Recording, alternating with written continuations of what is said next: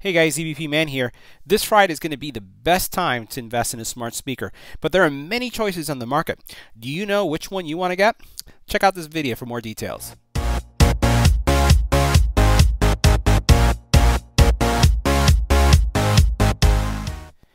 So this weekend I was at a local big box retailer just picking some stuff up with my wife, and one of the things I found interesting is that there was a worker trying to explain the difference between these two products and even a third option when it came to a Amazon enabled or a Google enabled speaker. So in this video, a couple of things I wanted to cover. First of all, share with you where the best deals are, literally even starting as early as today on purchasing a smart speaker, and then also what I find are the main differences if you were to go with a either a Google enabled speaker or an Amazon enabled speaker. Is it something you should consider? And if you do, what you should know about. And then lastly, what we're going to talk about is the differences between Google Home, or in this case the Google Mini, and then the Amazon Alexa and its series of speakers. So let's get right to it. Now let's talk about price. First of all, these are all significantly discounted, and they're a great opportunity for you to get into smart speakers. They traditionally are sub $50, but for Black Friday and even starting today, you can get this one right here for $29.99, and this one right here starting sometime Thursday, you'll be able to get this one for $29.99, but you'll have a $10 gift card coming from Best Buy that brings this down to $19.99, or in other words, 20 bucks. You could get a third-party solution like this one, Eufy, that's on sale now for $19.99 as well. But this is a third-party speaker that is Alexa enabled. So let's start talking about enabled devices, because you're going to go into the store and you're going to see many enabled devices. You have UE has enabled devices, JBL has enabled devices, Best Buy has its own enabled devices as well, and each of them may bring in some unique functionality that you may want to consider. And this was the conversation that I saw going on this weekend at one of the stores, and the sales associate was having a hard time explaining one critical thing. One critical thing is that these devices, that while they are very good and work really well, sometimes lack the capabilities of the original device. So a Google enabled device may not have all the capability of the original Google Home or Google Mini, and an Alexa enabled device may not have all the features of a Echo Dot or Alexa speaker. And to give you an example, I can make phone calls on this device. I can't make phone calls on this one. The features are not there yet, and I don't know if they will ever be there. There was a time where I could listen to music on Spotify on this one, but I couldn't in this one, so they were ultimately updated to support it as well.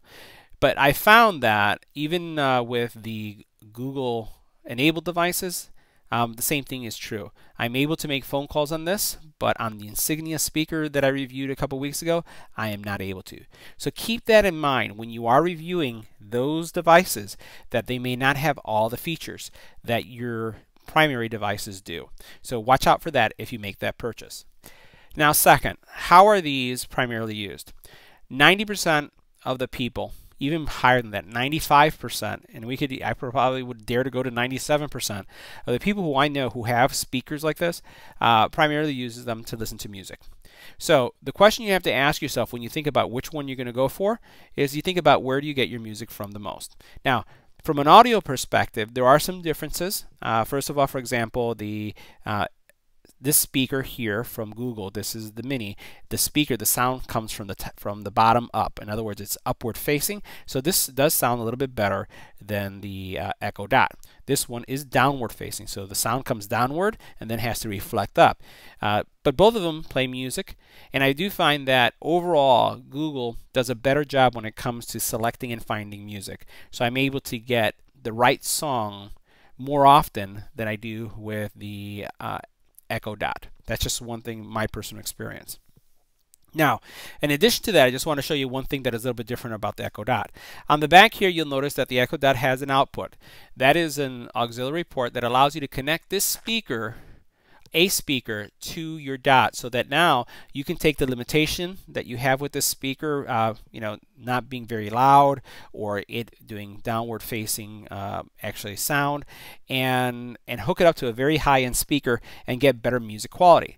With the Mini, it doesn't have that, so there's no connection to it. Now you can stream this to a speaker if you have a Chrome audio adapter. So you'd have to spend some extra money in order to be able to do that, but it is capable. This one you can do it right out of the box. This one you have to spend a little bit more. Again, based on my experience and using these devices for a very long time, I don't do that though. I have one of these in my kitchen, one of these in our bedroom, one of these in the kids' room. I have them located all different places in the house. And what we find is we use the music as appropriate in those rooms. Now, Google, for example, has a broadcast feature where I can actually have all my speakers playing the same music at the same time. Also, Google has a intercom feature where I can actually broadcast a message throughout the house to say, lunch is ready, dinner is ready, and everybody in the house would hear it, or let's all get together. You can actually do that. So they do have the ability to speak with each other, and they also have the ability to broadcast music at the same time. So that really gives you a lot of flexibility. Now, since I mentioned that over 80% of the music of the use of these devices is going to be music based, one thing that you should be aware of is that you will not be able to get Google Play on this device. So if you listen to or use Google Play, you have to go with this. If you listen to Amazon Music and not Google Play, then you have to go with this. If you are going to be a Pandora, Spotify, one of those third-party music providers, you could go with either, right? Because they can play it. Matter of fact, as you're asking for music, you can actually specify. I can say, play some 80s music on Spotify, and it will get it from a Spotify list. I could say, play 90s music. If I don't specify where it's going to come from, in the app you default which music service provider you want to get the music from. So again, if it's one of those proprietary lines, either Google or Amazon, that's pretty much going to define which one of these you're going to choose. Now, another capability that these do really well is dialing, but there's a big difference. For example, if I ask any of these speakers to call, Amazon is limited to calling anybody in your contact list, but Google will contact anyone on your list and is smart enough to call people who are not on your list. Let me give you an example. Let's try this one, for example. Hey Google, call the nearest Walgreens. Calling Walgreens on South Cicero Avenue in Oak Lawn. Let's try this one now. Alexa, call the nearest Costco. I couldn't find that device or contact name. So it would only be able to call Costco if Costco was in my message list. That was not the case with the Google Mini. They do really well when it comes to locations. So let me try this. Hey Google, how far is the nearest Costco? You are 5.3 miles away from Costco Wholesale by car. Okay, let's try. Alexa, how far is the nearest Costco? Based on your zip code settings, I found a Costco. It's 4 miles away on South Cicero Avenue in Bedford Park. It's open now until 6 p.m. Okay. Let me ask Google. Hey Google, what time does the Costco open? Costco Wholesale at 7300 South Cicero Avenue is open right now, and they close at 6 p.m. Okay. So one gave you a little bit more information at the very beginning, and the other one you're able to inquire. So you are going to find some differences between both of these solutions when it comes to asking it questions. But I find that it's really relegated to something like that. So asking it the weather, asking it how far something is, how long it's going to take you. So if I want to know how long it's going to take me to get to the airport, I can ask. And since I'm in Chicago, let's go ahead and try that with Alexa, and we'll try that with the Google Mini. Alexa, how long will it take to get to O'Hare Airport?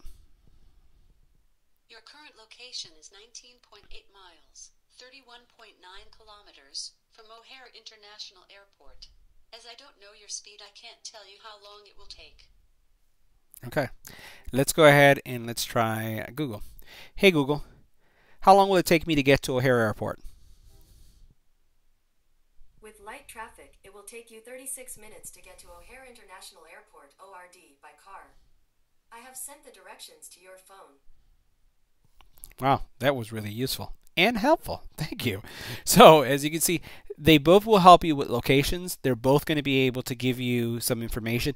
One may be a little bit more helpful than the other, but it comes down to where each one of these products are in its evolution. What we'll find is that they'll get more intelligent over time, but they all handle information a little bit differently.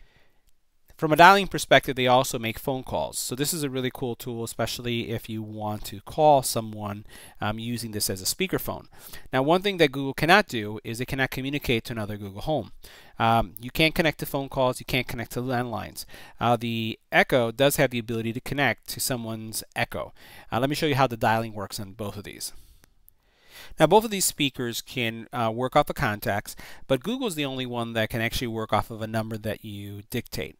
So, for example, let's try it with this one first. Alexa, dial 123-4567. Sorry, I don't know that one. Okay, so it can't call. Let's go ahead and try it with Google.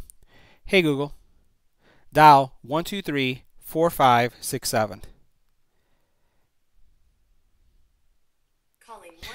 Hey Google, stop. So you don't need to have the number in your contact to dial, and that's also a big difference between the two speakers. Now, both of these speakers do have connectivity to your calendar, so this one obviously is very tied to Google, so that's another buying decision. So if you use Google Gmail, if you use Google Calendar, it's going to be much better when it comes to integration. And you can ask it things as to what's on my schedule the next day, what's on my schedule today. You can set reminders. If you are using Microsoft Outlook and you want better integration, this is going to be your only choice. There's no integration on this side. Now, one thing that may not be obvious on these, but all of these require a USB powered connection. They do not have integrated speaker batteries. So if you want to have them portable, you'd have to put in a battery backup, one of those battery backup chargers connected to it, and you'd be able to power it like that if you want to take it outside or just move it around your house. If that's not the case, then they have to be plugged in. Now, there are devices, battery, I would say, stations that are being made. There's one that's been made for some of the Alexa devices, and there's also one that's been made for like the Google Home devices, which we hope to get on the channel, and I'll be able to share with you once we review them. Now, the last thing I just wanted to share with you is a feature that works really well with both products, and that is media streaming or using it as a media controller. So I can listen to, if I have a Fire Stick or a Amazon TV, Fire TV, the box or the stick, you can actually control it with this device. You can tell it to show Netflix content. You can tell it to play music straight into that stick or to that TV. Google does the same thing. Not only can you do that, but you can actually have YouTube videos showing on your screen. You could also have the same thing when it comes to Netflix show on a screen. So I have a couple NVIDIA Shields in the house, as well as some Chrome sticks as well, or Chromecast devices, and I'm able to cast to these devices either content, music videos, or just music itself. So that's it. At a very high level, the differences between the Amazon and the Google Mini, especially during today's Black Friday week.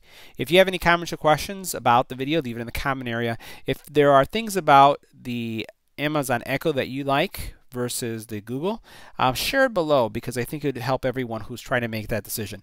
If there's something that I missed during the video, let me know as well. And as always, don't forget to share and subscribe. Thanks for watching.